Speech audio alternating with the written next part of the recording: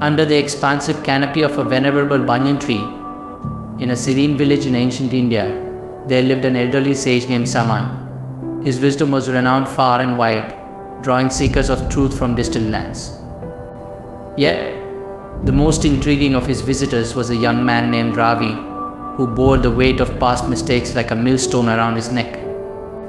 Ravi's journey to the village had been arduous, filled with moments of doubt and self-recrimination. He had once been a prosperous merchant known for his cunning and shrewdness. However, his unrelenting ambition had led him to deceive his closest friend Jaya in a business deal.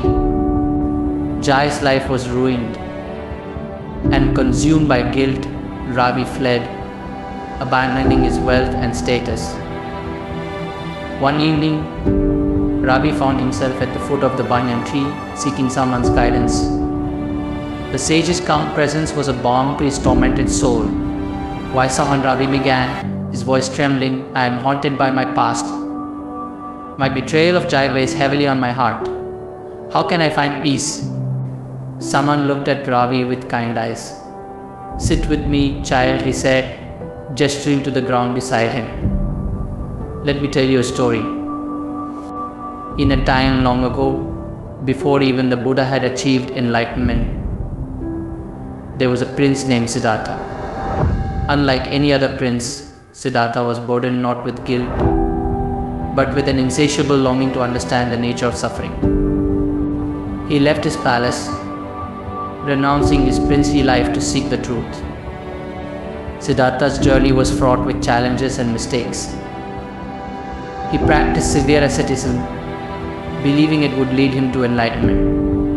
For years he starved himself, punishing his body, but enlightenment eluded him. One day, on the brink of death, he realized his error. He accepted a bowl of rice milk from a kind village girl, regaining his strength. In that moment, he understood that neither an extreme indulgence nor extreme asceticism was the path to enlightenment. Ravi listened intently, drawn into the tale. Saman continued, "Siddhartha's realization was profound.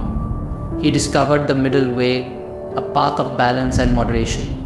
This realization led him to meditate under the Bodhi tree, where he finally attained enlightenment and became the Buddha." "How does this relate to my mistakes?" wise Saman, Ravi asked, a flicker of hope in his eyes. Saman smiled gently. "Just as Siddhartha let go of his past misconceptions, you too must let go of your past mistakes. Clinging to them only perpetuates your suffering. The Buddha taught that the present moment is all we truly have. By dwelling on the past, you forfeit the peace and clarity of the present." "But how do I let go?" Ravi's voice was barely above a whisper. "Through understanding and compassion," Samanda replied. "Understand that mistakes are a part of the human experience. They are opportunities for growth, not life sentences. Show yourself the same compassion you would show a friend.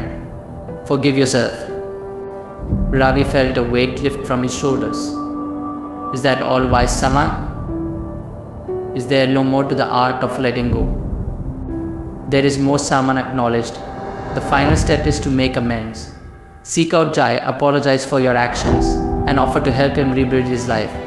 This act of contrition will not only heal him but will also free you from the chains of your guilt." Ravi nodded, determination replacing the sorrow in his heart. He thanked Saman and set out to find Jai, feeling a newfound sense of purpose. The journey was long, but Ravi was resolute. When he finally stood before Jai, he fell to his knees and confessed his wrongdoing. To his surprise, Jai embraced him, tears in his eyes. "I have missed you, my friend," Jai said. "I forgave you long ago. It is time you forgave yourself." In that moment, Ravi understood the true meaning of Salan's words. The art of letting go was not merely about forgetting the past, but about transforming it through understanding, compassion, and redemption. He and Jai worked together to rebuild their lives, their bond stronger than ever before. Years later, under the shade of the same banyan tree, Ravi became known as a wise man. He often recounted his journey and the sage's teachings to those who sought his counsel. The village prospered, and the banyan tree stood as a symbol of enduring wisdom and the power of letting go. and thus the lessons of the Buddha and of the wisdom of Saman continue to illuminate the path for those burdened by their past, guiding them toward a future filled with peace and forgiveness.